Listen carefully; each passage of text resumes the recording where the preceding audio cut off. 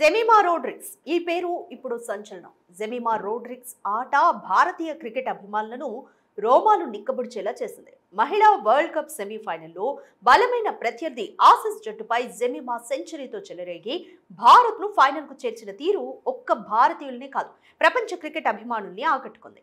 మహిళా world cup టీంలో తన ఆట తీరు సరిపోదని, ఇంకా మెరుగవ్వాలని జట్టులో నుంచి పక్కన పెడుతూ సెలెక్టర్లు చెప్పిన మాటలు తనను తాను మళ్లీ తీర్చిదిద్దుకునేలా చేశాయి. ఆమె పట్టుదల, సంకల్పం టీమిండియాను ఫైనల్లో అడుగుపెట్టేలా చేసింది. ఆమె కంబ్యాక్ టీమ్ మేనేజ్మెంట్నే కాదు, భారతీయ క్రికెట్ అభిమానుల్ని మంత్రముగ్ధుల్ని చేసింది. దీంతో జెమిమా రోడ్రిగ్స్ పేరు ఇప్పుడు సోషల్ మీడియాలో మార్మోగుతోంది. ఇంతకీ జెమిమా రోడ్రిగ్స్ ఎవరు, ఎక్కడి నుంచి వచ్చింది? Let's watch the story.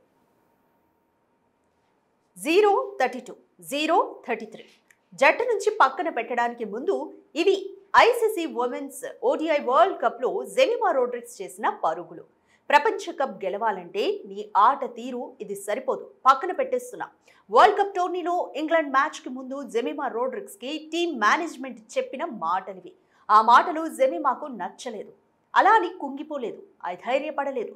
Comeback ఇవ్వడానికి నెట్స్లో తీవ్రంగా శ్రమించింది. ఎట్టకేలకు టీమ్ మేనేజ్మెంట్ కివీస్తో మ్యాచ్కు చోటు కల్పించింది.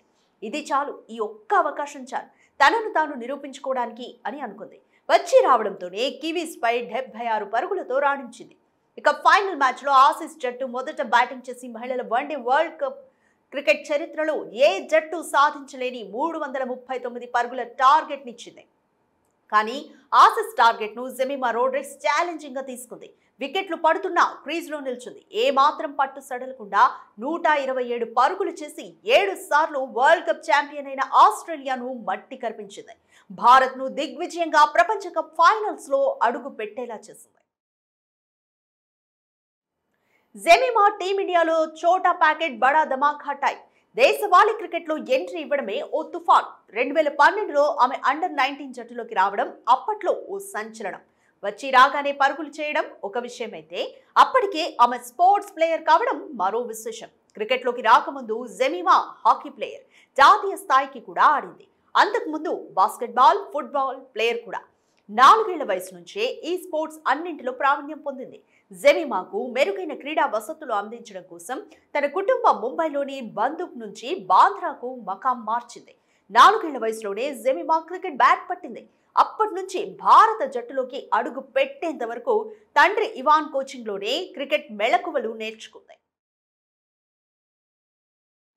తన తండ్రి తన హీరో అని ఎప్పుడు చెబుతూ ఉంటుంది. ఆస్ట్రేలియా మీద గెలిచాక మైదానంలోనే బోరున ఏడ్చేసి అప్పటి వరకు తనెంత భావోద్వేగాన్ని అదుపులో పెట్టుకుందో చూపించిన జెమిమా ఆ తర్వాత తన హీరోని హత్తుకున్నాక కానీ మామూలు మనిషి కాలేదు. సెంచరీ సాధించినప్పుడు కాకుండా జట్టును గెలిపించాకే శతకం సంబరాలు చేసుకుంది. జట్టు ముందు మైలురాళ్లు తర్వాత అనే ఆమె తత్వం అక్కడే అర్థమవుతోంది. అన్నట్లు ఈ విజయంతో జెమిమా తన మీద ఉన్న ఓ అపవాదును కూడా పటాపంచలు చేసింది. మైదానంలో ఎప్పుడూ డాన్సులు వేస్తూ ప్రేక్షకుల్ని ఉత్సాహపరుస్తూ సందడి చేసే ఆమెను క్రికెట్ తక్కువ, ఆటలు ఎక్కువ అని కొంతమంది ట్రోల్ చేస్తుంటారు. ఇక ఇప్పుడు కూడా ఆ మాట అన్నారంటే వాళ్లకు ఈ టీమిండియాను ఫైనల్ కి తీసుకెళ్లింది జెమిమానే అనే విషయం తెలీదు అని అనుకోవాలి. సో ఫైనల్ గా all the best Jemimah and team India girls. November 2న జరిగే ఫైనల్లోనూ ఇదే జోరు చూపించి ప్రపంచ కప్ ను సాధించాలని భారత క్రీడాలోకం కోరుకుంటుంది. సంబరాలు చేసుకోవడానికి యావత్ ఇండియా సిద్ధంగా ఉంది.